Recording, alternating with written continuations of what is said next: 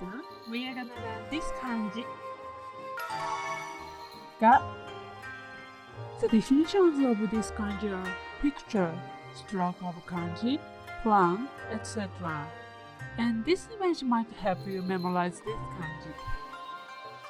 プレゼントの画像を1枚印刷した。This is kanji 1 meaning 1. This is an illustration of a present. This is the edge of a paper. This kanji is ga. How do we read this kanji? Onyomi is ga. Kaku.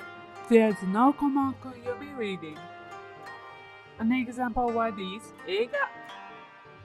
An example sentence. 映画のチケットを買いましょう. Another example is 計画. 次の旅行の計画を立てよう.